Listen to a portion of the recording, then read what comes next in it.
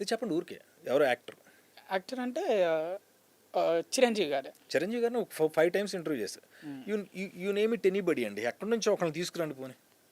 ఊరికి ఎవరో ఒకళ్ళు పేరు చెప్పండి. ఖచ్చితంగా వీడు ఇంటర్వ్యూ చేసి ఉండడు అన్న పేరు కూడా చెప్పండి. హీరోలు హీరోలు మెయిన్ విలన్స్, హీరోయిన్స్ చేసి ఉండడు అనే పేరు చెప్పండి. మీరు చెప్పి ట్రై చేయండి. ఏదైనా ఉందేమో చూద్దాం. ముఖేష్ ఋషి గారిని కూడా ఇంటర్వ్యూ చేశా. నరసింహనాయుడు, ఇంద్ర, ఆయన నేను ఇంటర్వ్యూ చేశా. అదే కదా మన మహేష్ బాబు గారి సినిమాలో ఏం తోట ఇది దేవర కోటలో మామిడి తోట అంటే ఆయనగా ముఖేష్ ఋషి అని ఇంటర్వ్యూ చేశానండి. మీరు ఎన్ని 1200 ఇంటర్వ్యూలు చేశారు సార్? ఇంకా పైన ఉంటాయి, 1200 పైన ఉంటాయండి సార్. అది 24 ఫ్రేమ్స్. ఆ ప్రోగ్రామ్కి గాను నాకు స్టేట్ అవార్డు వచ్చింది. ఇంకా ముఖ్యమైన క్లియర్గా చాలా మంది అడుగుతారు ఏమంటే అంతమంది హీరోలు చేశారు, విలన్ చేశారు. నేను షకీలాని కూడా ఇంటర్వ్యూ చేశాను. Super sir. శ్రీనివాస్ రెడ్డి లాంటి నా తోటి సహనటుడిని ఇంటర్వ్యూ చేశాను. అక్కినేని నాగేశ్వరరావు గారు లాంటి లెజెండరీ యాక్టర్ని ఇంటర్వ్యూ చేశా. నాగార్జున గారిని ఇంటర్వ్యూ చేశా. నాగ చైతన్యని ఇంటర్వ్యూ చేశా. అఖిల్ని కూడా ఇంటర్వ్యూ చేశా. ఎప్పుడైనా ఇలా అనిపించింది? 4 జనరేషన్స్. అందుకని ఏదైనా ఓ పేరు చెప్పండి, నేను కలిసే ఉంటాను. అదే ఎవరైనా మిస్ అయ్యారు పలానా వాళ్ళని ఇంటర్వ్యూ చేసి. సౌందర్య గారండి. నేను ఒక 4-5 డేస్లో నేను కొత్తగా 24 ఫ్రేమ్స్ స్టార్ట్ చేశాను. మంచి పేరు వచ్చింది. అబ్బాయి ఎవడో చాలా బాగా ఇంటర్వ్యూ చేస్తున్నాడు అన్నారు. కైకాల సత్యనారాయణ గారు లాంటి వాళ్ళు, గ్రేట్ యాక్టర్ రాజేంద్ర ప్రసాద్ గారు లాంటి వ్యక్తులు, రాఘవేంద్రరావు గారు లాంటి దర్శకులు. సాధారణంగా ఇంటర్వ్యూ అంటే ఒక అమ్మాయి ఒక అబ్బాయి చేయడం, లేకపోతే పాపులర్ అయిన యాంకర్స్తోనే చేయిస్తారు. వాళ్ళు అడిగి మరి సురేష్ ఉన్నాడా ఫోన్లో చెప్పేవారు, సురేష్ని పెట్టండి, సురేష్ ఉంటే బాగుంటుంది అని. ఇలాంటి పెద్దలందరూ నన్ను అడిగి మరీ ఇంటర్వ్యూకి వచ్చేవాళ్ళు. అలాంటి టైంలో, అంత పీక్స్లో ఉన్న టైంలో నాకు ఒక్కటి మిగిలిపోయి సౌందర్య గారిని ఇంటర్వ్యూ చేయాలని. ఇంకొక 2 వారాల్లోనూ 3 వారాల్లోనూ టైం ఇచ్చారు, డేట్ ఇచ్చారు 24 ఫ్రేమ్స్కి చేయాలని. మేము ప్రిపేర్ అయి ఉన్నాం. అప్పుడు ఇంత మీడియా లేదు కదండి. అవును సార్. చెప్పానుగా ఆ దుర్ఘటన జరగటం చాలా బాధపడ్డా. ఆవిడని కలవలేకపోయానే, ఆవిడని ఇంటర్వ్యూ చేయలేకపోయానని. ఇక దివంగత ముఖ్యమంత్రి డాక్టర్ వైఎస్ రాజశేఖర రెడ్డి గారిని మీరు కలిశారు, ఫోటో దిగారు. ఆ అవకాశం జగన్ గారే ఇప్పించారు మీకు అని మాకు తెలిసింది. తెలియడం కదా, మా ఇంట్లో ఉంటుంది ఫోటో. అది ఎలా జరిగింది? అది సాక్షి టీవీ వాళ్ళు లాంచ్ అవుతుందండి, సాక్షి ఛానల్. ఇప్పుడు అదే ఛానల్లో ఉన్నాను. గొప్ప అనుబంధం సాక్షితో నాకు. నేను అప్పుడు వాయిస్లు చెప్తున్నా. మీరు ఇందాక అడిగిన ఏవీలు ఉన్నాయి కదా, ప్రతి సినిమా ఏవీలు అంటే మెగాస్టార్ చిరంజీవి అంటే బాలకృష్ణకి నందమూరి బాలకృష్ణ ఇలాంటి ఏవీలన్నీ చెప్పేవాడు. అప్పుడు ఏవీలు చాలా పాపులర్. అవును సార్. ఏ సినిమా ఫంక్షన్కి అయినా హీరోకి ముందు ఏవీలే ఇస్తారు, అవే చూస్తారు. అవి చూసిన తర్వాత సినిమా ప్రోగ్రామ్ స్టార్ట్ అవుతుంది. అలాంటి టైంలో సాక్షి లాంచ్ అవుతున్న టైంలో నా వాయిస్ని ఎవరో రికమెండ్ చేశారు. ఎందుకంటే అక్కడ ఒక బ్యాలెది పేపర్ ఎలా పుట్టింది, అసలు పేపర్ ఎక్కడ పుట్టింది అనే దాని దగ్గర నుంచి మీడియా ఎంత పైకి వచ్చింది ఇప్పటి వరకు, ఎక్కడ ఉంది న్యూస్ పేపరు, సాక్షి పేపర్ పుట్టడానికి ప్రధాన కారణం అనేది బాంబే నుంచి ఇదంతా ఒక స్కిట్ లాగా చేస్తూ, ఒక బ్యాలే డాన్స్ అంటారు, చేస్తూ అది హిందీలో ఉంది. ఆ డాన్స్ చేస్తున్నప్పుడు ఆ స్క్రిప్ట్ అంతా హిందీలో ఉంటే తెర వెనకాల ఉండి ఒక వాయిస్ తెలుగులో చెప్పాలి. పేపర్ నేను పేపర్ని, క్రీస్తు పూర్వం 15వ శతాబ్దంలో నా పుట్టుక, నేను వార్తనయ్యాను, మీ ఊరి అంటే ప్రతి ఊర్లోనూ ఒక సెంటర్ దగ్గర బోర్డు పెట్టండి, ఆ బోర్డులో న్యూస్లు రాసేవారు. ఆ తర్వాత పంచాయతీకి వెళ్ళింది.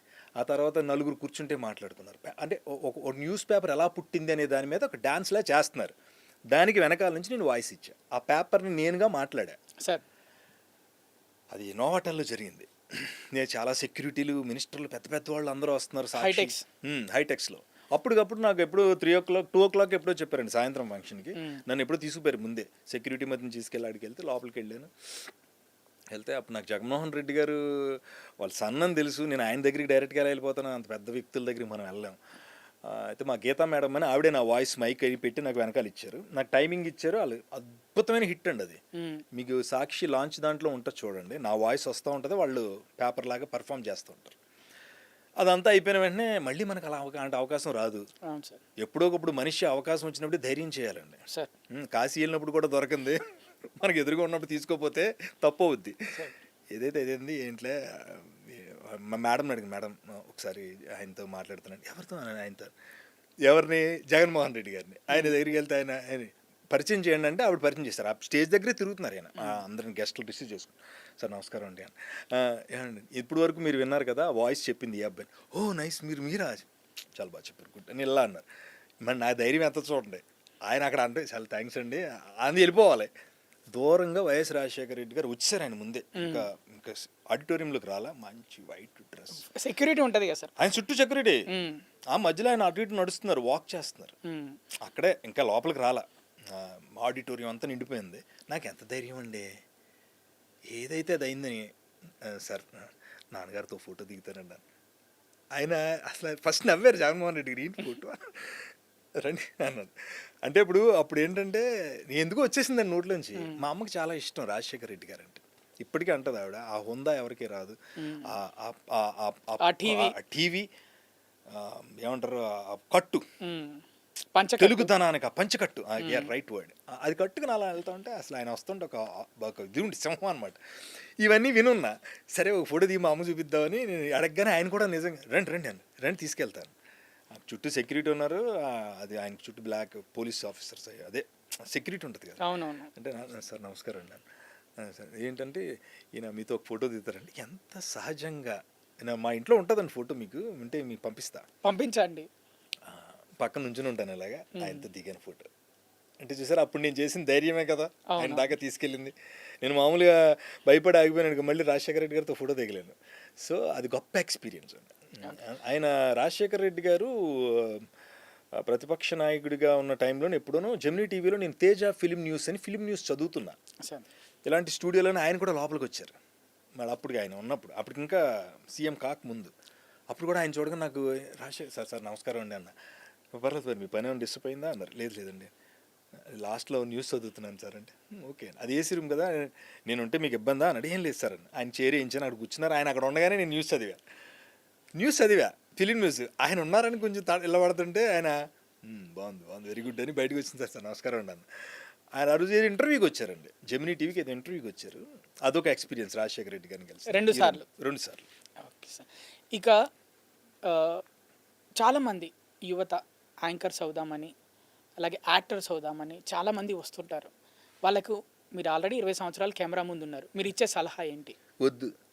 ఎందుకు వద్దు సార్? ఎందుకంటే వద్దు, వద్దంటే బాధపడతారు మళ్ళీ. బాధ కాదు, నేనేమంటానంటే బట్ ఈ రోజుల్లో చాలా ఈ రోజున అప్పుడు ఆ రోజు ఈ క్వశ్చన్ అడుగుంటే 22,000 ఆ టైంలో నాతో పాటు చాలా మందిని తీసుకొచ్చా. నాతో పాటు యాంకరింగ్ కావాలి, దీన్ని ప్రొఫెషన్గా తీసుకుందాం అనుకున్న వాళ్ళు చాలామంది. అప్పుడు వేరండి, ఇప్పుడు ఇదే కాదండి, చాలా ఉంది. నీ చేతిలో సెల్ ఉంది, అందులో కెమెరా ఉంది, ఎలాగైనా ఫేమ్ అవ్వచ్చు. మీరు ఏ రకంగానైనా ఫేమస్ అవ్వచ్చు. మీ దగ్గర నిజంగానే టాలెంట్ ఉండుంటే అసలు ఎవరిని అడగక్కర్లా సార్. మీకు నిజంగానే మీరు అనుకున్న గోల్ రీచ్ అవ్వడానికి కావాల్సిన దమ్ము, ధైర్యం, యాక్టర్ అవ్వాలంటే యాక్టర్, యాంకర్ అవ్వాలంటే యాంకర్, వాయిస్ అవ్వాలంటే ఏం చేయొచ్చండి. సెల్ ఫోన్ చేతిలో ఉంటే నువ్వు హీరో, నైట్ స్టార్ అవుతావు. అందుకని వద్దన్న. ఇప్పుడు ఈ ప్రయత్నాలు ఇవన్నీ చేయటం ఎందుకు వచ్చింది? హ్యాపీగా మీకు చేయాలనుకుంటున్నాను, మీ పని మీరు చేసుకుంటూనే. ఎంతోమంది వాళ్ళ సాఫ్ట్వేర్ ఎంప్లాయీస్ వాళ్ళ పని వాళ్ళు చేసుకుంటూనే యాక్టర్స్గా, యాంకర్స్గా పాపులర్ అవుతున్నారు.